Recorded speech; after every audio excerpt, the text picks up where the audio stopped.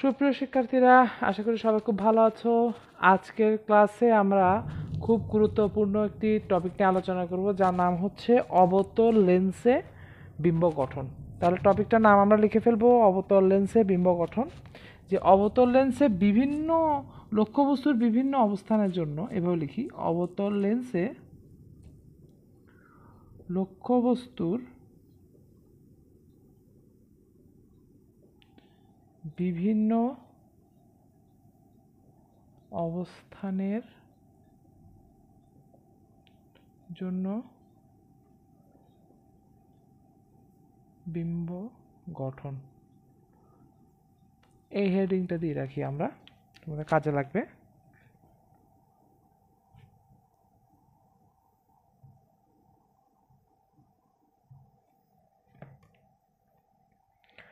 তাহলে আমরা দেখি আমাদের কিভাবে এই টপিকে আমরা কাজ করছি। প্রথমে এটা চিত্রটা আমাদের খুব প্রয়োজন হবে, যে আমরা এটা চিত্রটা আঁকবো। তো চিত্রটা আঁকার জন্য আমাদেরকে খুব সাবধানতার সহিত অবতল লেন্সটা আগে এঁকে ফেলতে হবে। তো ফার্স্টে আগে অবতল লেন্সের পজিশনিংটা খুব জরুরি।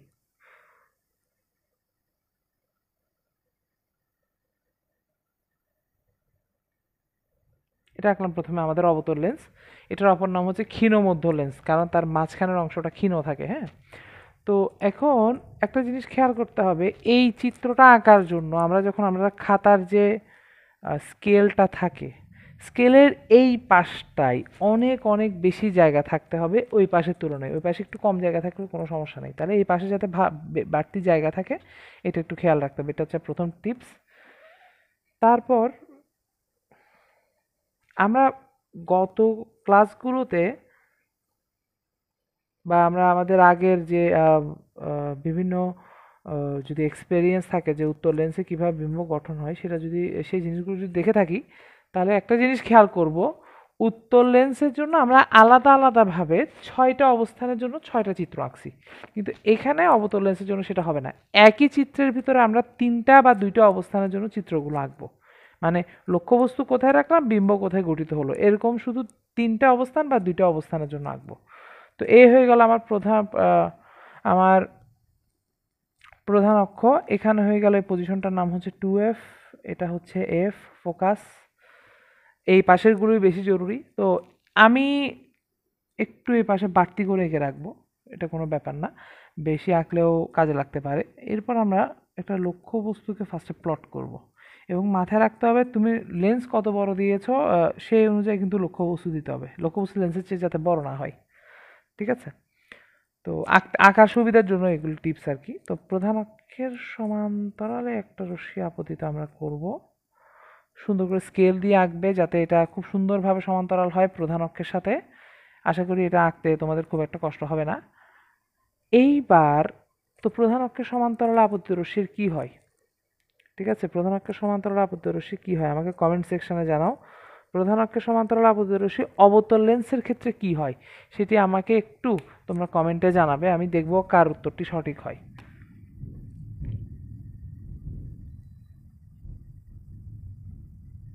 এটা আমরা এমনভাবে দিক থেকে এঁকে রাখবো যেন এটা ফোকাস বরাবর নির্গত হচ্ছে। তাহলে আমরা আমাদের আঁকার সুবিধার জন্য স্কেলটা ধরবো ফোকাস থেকে। হ্যাঁ, ফোকাস থেকে স্কেলটা ধরবো, ডটেড লাইন এটুক পর্যন্ত নিয়ে যাব, বাকিটা ডার্ক লাইন টেনে দেবো। খেয়াল করো, এটুক পর্যন্ত ডটেড লাইন থাকছে, তাহলে স্কেলটা এমনভাবে ধরবো এটুক পর্যন্ত ডটেড লাইন যায়, বাকিটা হয়ে যাবে কি আমাদের ডার্ক লাইন। এটা করে আমাদের অঙ্কনটা একটু পর্যন্ত নিয়ে আসতে হবে, এবং আলোক রশ্মির দিক চিহ্ন দিয়ে দিব। তো আমি আলোক রশ্মির একটা দিক চিহ্ন দিলাম। এবার অপর একটি রশ্মি ধরো এখানে স্কেল বরাবর ধরে তোমরা দেখবে এটা যাতে আলোক কেন্দ্র বরাবর আপতিত হয়। একটু খেয়াল রাখবে এটা যাতে আলোক কেন্দ্র বরাবর আপতিত হয়, এবং আলোক কেন্দ্র বরাবর আপতিত রশ্মি কিন্তু আলোক কেন্দ্র বরাবর প্রতিসরিত হয়ে যায় বা আলোক কেন্দ্র বরাবর নির্গত হয়, ঠিক আছে? এটা ছিল আমাদের লেন্সে প্রতিসরণের তৃতীয় সূত্র, যে আলোক কেন্দ্র বরাবর আপতিত রশ্মি আলোক কেন্দ্র বরাবর নির্গত হয়। তো আমার হাত ফ্রি হ্যান্ডে টানে একটু বাঁকা হয়েছে, তোমরা স্কেল দিয়ে করলে এটা অবশ্যই সুন্দর করে আঁকবে এবং সোজা করে আঁকবে। তাহলে আমরা রশ্মি আঁকলাম কয়টা? রশ্মি আঁকলাম একটা, এটা প্রধান অক্ষের সমান্তরাল আপতিত হয়ে এভাবে চলে গেল, আর একটা আলোক কেন্দ্র বরাবর আপতিত হয়ে আলোক কেন্দ্র বরাবর নির্গত হয়ে গেল। তাহলে দেখা যাচ্ছে এখানে একটা অবাস্তব মিলন ঘটেছে, অবাস্তবভাবে মিলন ঘটেছে। অবাস্তব কিভাবে? একটু খেয়াল করি স্যার, এই রশ্মিটা তো গেছে এদিকে, এদিকে তো রশ্মির কোনো অংশ নাই, এটা তো আমরা টেনে মিলাইছি, তাহলে মানে এখানে যেটা মিলন যেটা হয়েছে সেটা হচ্ছে অবাস্তবভাবে মিলিত হয়েছে। তার মানে এখানে একটি অবাস্তব বিম্ব গঠিত হবে। তো অবাস্তব বিম্বের মাথায় একটা তীর চিহ্ন দিয়ে আমি ছোট্ট ছোট্ট করে ডটেড লাইন দিয়ে দিব, ছোট্ট ছোট্ট ছোট্ট করে ডটেড লাইন দিয়ে দিব, এবং এগুলো সবগুলো স্কেলের সহায়তায় হবে, যাতে লম্ব হয়, বিম্বটা যাতে অবশ্যই প্রধান অক্ষের সাথে লম্ব হয়। ঠিক আছে? তাহলে দেখো, অসৎ আলোকরশ্মি যদি প্রকৃতপক্ষে মিলিত না হয় তাহলে যে বিম্ব গঠিত হয় তাকে অসৎ বিম্ব বা অবাস্তব বিম্ব বলে। এখানে আলোকরশ্মি প্রকৃতপক্ষে মিলিত হয়নি, তাহলে যে বিম্বটা আমরা পেলাম সেটি হচ্ছে আমাদের অবাস্তব বিম্ব।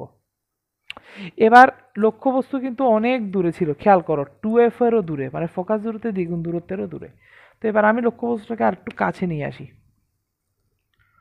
ধরো এইখানটায় নিয়ে আসলাম, হ্যাঁ, 2f এর ভিতরে নিয়ে আসলাম। এখানে এই অবতলে উত্তর লেন্সের চিত্রগুলোর ক্ষেত্রে 2f এর ভেতরে 2f এর বাইরে এগুলো যেভাবে ম্যাটার করতো, এখানে কিন্তু সেই ব্যাপারটা এভাবে হয়তো ওভাবে ম্যাটার হবে না। একইভাবে আমরা আঁকবো,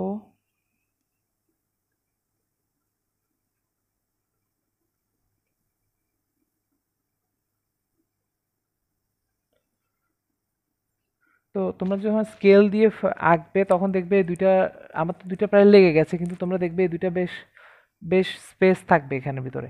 তো এবার যেহেতু আমি অন্য একটা চিত্র আঁকছি, অন্য একটা বস্তুজন চিত্র আছে, আমি তীর চিহ্ন দুটো দেবো, হ্যাঁ, তীর চিহ্ন দেবো দুটো। তাহলে আর প্রধান অক্ষের সমান্তরাল আপাতরশ্মি প্রধান অক্ষের এইভাবে যে এই যে এই পথে যাচ্ছে, এটার জন্য আমি একটু দুটো দুটো তীর চিহ্ন দিয়ে রাখবো স্পেসিফিকভাবে বোঝানোর জন্য যে সব রশ্মি একই পথে গেছে।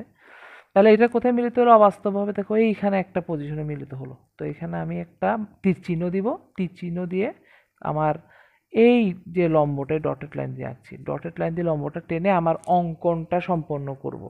ঠিক আছে? আমার অলরেডি দুটো বিম্ব হয়ে গেছে, এবং বিম্বগুলোর এবং বস্তুগুলোর নামকরণ কিভাবে দিচ্ছি দেখি। এইটা যেহেতু ও, তাহলে এটার নাম দিলাম আমি O1 A1, এটার নাম দিলাম O2 A2। এবার বিম্বের নাম দিব, বিম্ব সবসময় ইমেজ বা ইমেজ দ্বারা প্রকাশ করি, তাহলে এই বিন্দুটার নাম হবে O1 এর জন্য যেটা গঠিত হয়েছে তার নাম হবে I1। আমার এখানে জায়গা যেহেতু একটু ছোট, সেটা ছোট হচ্ছে একটু, তোমরা একটু স্পেস দিয়ে লেন্সটা আর একটু চড়া করে আঁকবে, তাহলে লক্ষ্যবস্তু বড় রাখতে পারবে, তার কারণে বিম্বটাও বড় বড় আসবে। ঠিক আছে? এটা I1 B1 হবে, আর এটা হবে I2 B2। এবং খেয়াল করো, লক্ষ্যবস্তু এগিয়ে আসার কারণে বিম্ব কিন্তু একটু বড় হয়েছে। বিম্ব আগে খুব ছোট ছিল, তো সেখান থেকে একটু বড় হয়েছে। তো এজন্য বলা হয়ে থাকে অবতল লেন্সে গঠিত বিম্ব সবসময় কি হয়? খর্বিত প্রকৃতির। অবতল লেন্সে গঠিত বিম্ব সবসময় খর্বিত প্রকৃতির হয়। তুমি বলতে পারো স্যার কেমনে খর্বিত? কারণ হচ্ছে দেখো, এই লক্ষ্যবস্তুর সাইজটা খেয়াল করো, কোথায় লক্ষ্যবস্তুর সাইজ, কোথায় বিম্বের সাইজ। এটা অনেক ছোট বিম্ব হলো না? যেহেতু ছোট বিম্ব হয়েছে তার মানে খর্বিত বিম্ব গঠিত হয়েছে। এটার সাইজ খেয়াল করো আর এটার সাইজ খেয়াল করো, তার মানে লক্ষ্যবস্তু যদি আস্তে আস্তে অসীমের দিকে চলে যায়, বিম্ব পিছাতে পিছাতে ফোকাসের কাছে চলে আসবে। তার মানে অবতল লেন্সে এটা খুব গুরুত্বপূর্ণ লাইন। অবতল লেন্সে লক্ষ্যবস্তু যদি অসীমে থাকে, বিম্ব গঠিত হবে ফোকাসে। এটা অবতল লেন্সে যেমন উত্তর লেন্সেও তেমন ছিল। তাহলে এটা অবজেক্টিভের জন্য খুব গুরুত্বপূর্ণ একটা লাইন। তো আমি তো আঁকলাম স্যার দুইটা অবস্থানের জন্য, ঠিক আছে? তোমরা চাইলে তিনটা অবস্থানের জন্য আঁকতে পারো। এখানে একটা লক্ষ্যবস্তু দিতে পারো, এখানে একটা লক্ষ্যবস্তু এভাবে দিয়ে দিলে ফোকাসের খুব কাছাকাছি। তাহলে এই লাইনটা আর বাড়তিভাবে আঁকার দরকার নেই, এখানে শুধু একটা তিনটা তীর চিহ্ন দিয়ে দিতে পারো চাইলে, তিন দাগলা তীর চিহ্ন, যেটা এই পথে চলে যাচ্ছে। আমি ধরলাম এটাকে তিন দাগলাটা দিলাম, আর এটাকে একটা সিঙ্গেল দিয়ে রাখলাম। সিঙ্গেল ছিল প্রথমটার জন্য সিঙ্গেলটা ছিল। এইভাবে চলে গেল একটা রশ্মি, তিনটা দাগলা দিলাম। তো এখানে মিলিত হয়ে গেলে এখান থেকে আমরা ডটেড লাইন দিয়ে আরেকটা I3 B3 এঁকে ফেললাম লম্বভাবে। ঠিক আছে, এটা হয়ে গেল আমার তৃতীয় রশ্মি, তৃতীয় লক্ষ্যবস্তু বিম্ব। তাহলে তিনটা বিম্ব আঁকলাম। সেজন্য একটা জিনিস সবসময় খেয়াল করব, এখানে শুধুমাত্র যে খর্বিত তা না, লক্ষ্য বিম্ব কিন্তু সোজা। এখানে গঠিত বিম্বটা একটু খেয়াল করব, বিম্ব কিন্তু সোজা বিম্ব গঠিত হয়েছে। দেখো, লক্ষ্যবস্তু যেরকম বিম্বও সেরকম। উত্তর লেন্সে এরকম উল্টা উল্টা বিম্ব কিছু গঠিত হতো, কিন্তু এখানে কিন্তু সেটা না, এগুলো কিন্তু সব সোজা সোজা বিম্ব গঠিত হয়েছে। তো সেজন্য বলা হয়, খুব ইম্পর্টেন্ট একটা লাইন, অবজেক্টিভ বলো সাবজেক্টিভ বলো, এটা সাবজেক্টিভের প্রমাণ হিসাবে আসতে পারে যে দেখাও যে অবতল লেন্সে সর্বদা অসৎ ও খর্বিত বিম্ব গঠিত হয়। তোমাদের আজকের দিনের একটা এইচডাব্লিউ থাকবে, সেই এইচডাব্লিউটা হচ্ছে তোমরা এই চিত্রটা খুবই সুন্দরভাবে তিনটা অবস্থান দিয়ে আঁকো। তোমাদের লেকচার ম্যাটেরিয়ালসেও কিন্তু এই চিত্রগুলো আছে। এই তিনটা চিত্র খুব সুন্দরভাবে এঁকে, তিনটা অবস্থানের জন্য বিম্বর অবস্থানগুলো এঁকে আমাকে কমেন্ট বক্সে জমা দাও। আমি দেখি তোমাদের কতটুকু প্রোগ্রেস হয়েছে বা কিভাবে তোমরা চিত্রটা আঁকছো, এখানে কোনো ফল্ট আছে কিনা, দেখি কারটা কত বেশি সুন্দর হয়। ঠিক আছে, লেটস চেক। তো আমাদের এটা চলে গেল আমাদের আজকের প্রথম টপিকটা। এরপরের টপিকে আমরা ফিরে আসব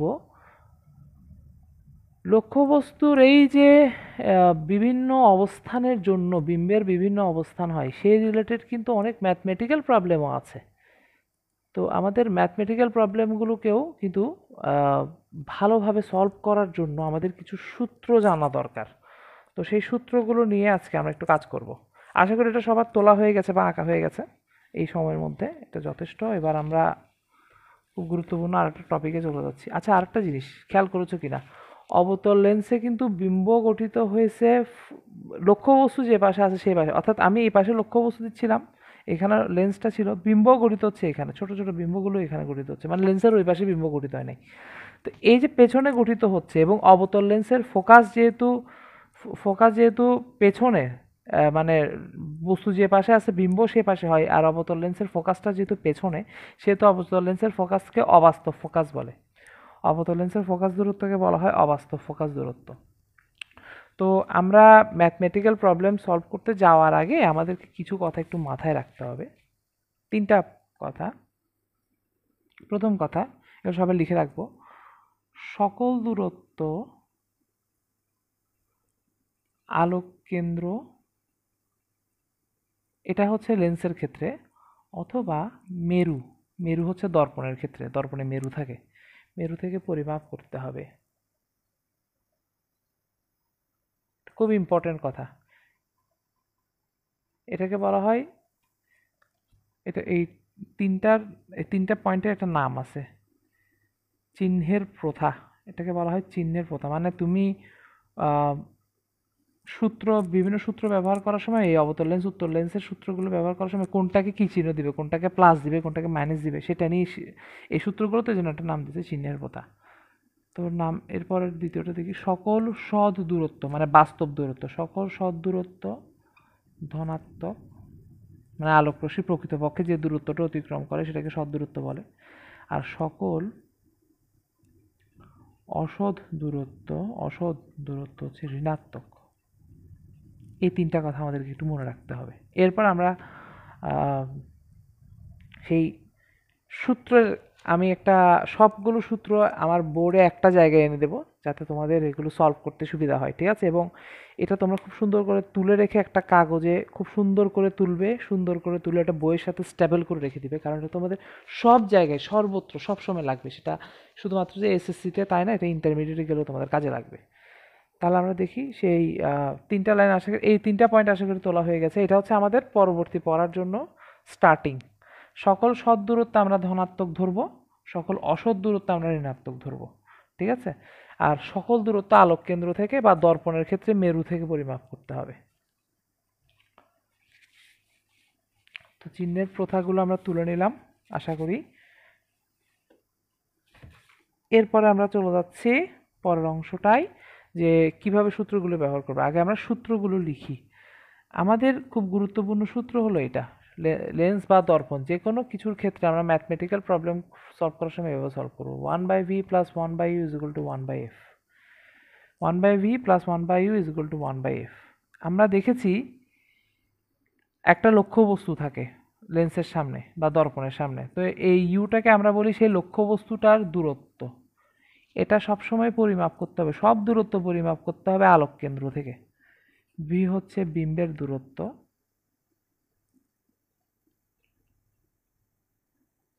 এফ হচ্ছে ফোকাস দূরত্ব।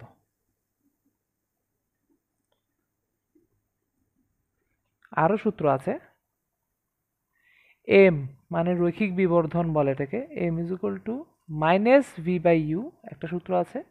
আবার রৈখিক বিবর্ধনের আরেকটি সূত্র আছে, L prime divided by L. এটা তোমাদেরকে আগেও লেখানো হয়েছে। এল প্রাইম মানে হচ্ছে বিম্বের দূরত্ব,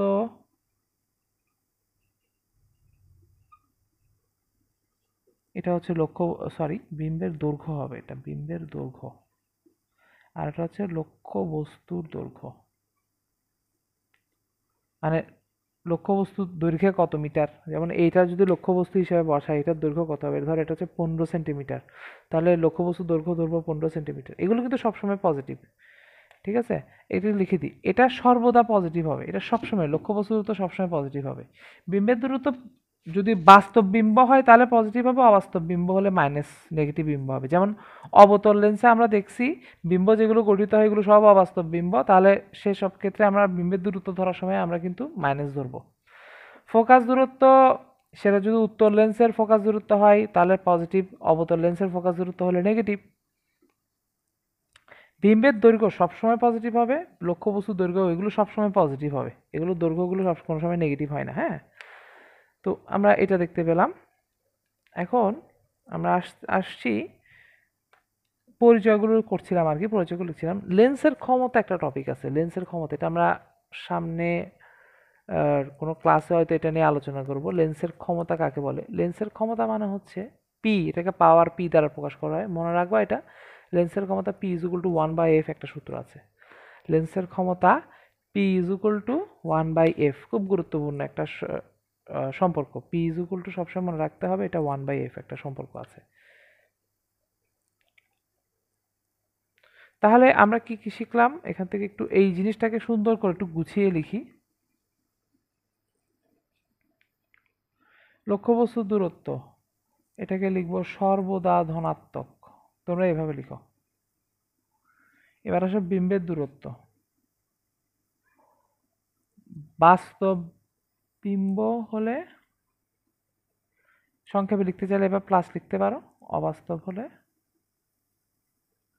অবাস্তব বিম্ব হলে ঋণাত্মক হবে। তো ফোকাস দূরত্ব,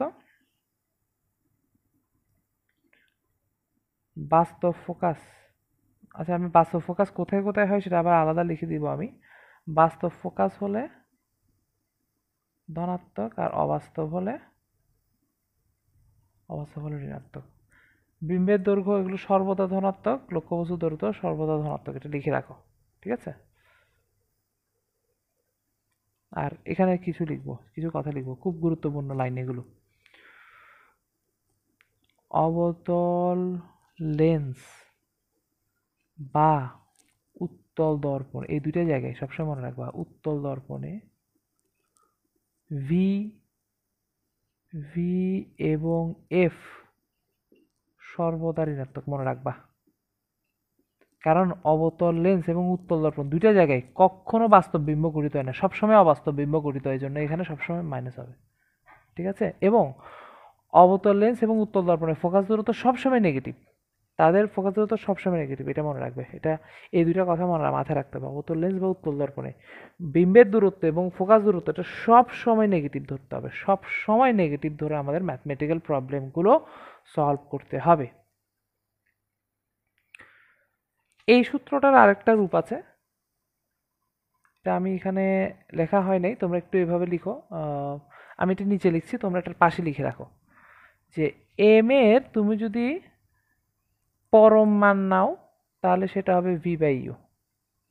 মানে শুধু মান নিয়ে যদি আমরা কাজ করি তখন এম এর পরমান চিহ্ন দিলে মাইনাসটা চলে যায়। এটা তোমরা একটু লিখে রাখো, এটা আমি মুছে দেবো আর কারণ নিচে আমরা কিছু লেখার আছে। আশা করি লিখেছো তোমরা। এম এর পরম মান নিলে এটা ভি বাই ইউ হবে সূত্রটা। এবার আমরা লিখি খুব গুরুত্বপূর্ণ পয়েন্ট, দ্বিতীয়টি হচ্ছে, এটা সাধারণত কোথাও লেখা থাকে না কিন্তু এটা তোমরা জানতে পারো, যদি M is equal to minus V by U সূত্রটা ইউজ করে থাকো, এর ক্ষেত্রে এম যদি প্লাস হয়, এম যদি প্লাস হয় তখন বুঝতে হবে বিম্ব, এম যদি প্লাস আসে কোনোভাবে, যদি এম এর মান প্লাস আসে তাহলে বুঝতে হবে আমাদের গঠিত যে বিম্বটি আছে, সেটি সোজা বিম্ব। আর যদি এম এর মান নেগেটিভ আসে তাহলে বুঝতে হবে বিম্বটি উল্টো। এই কথাটা খুব একটা কাজে লাগে না, আসে না, কিন্তু তাও লিখে রাখলাম কারণ বিশ্বাস নেই কোথা থেকে কোথায় কি জিনিস চলে আসে, হয়তো লাগতেও পারে।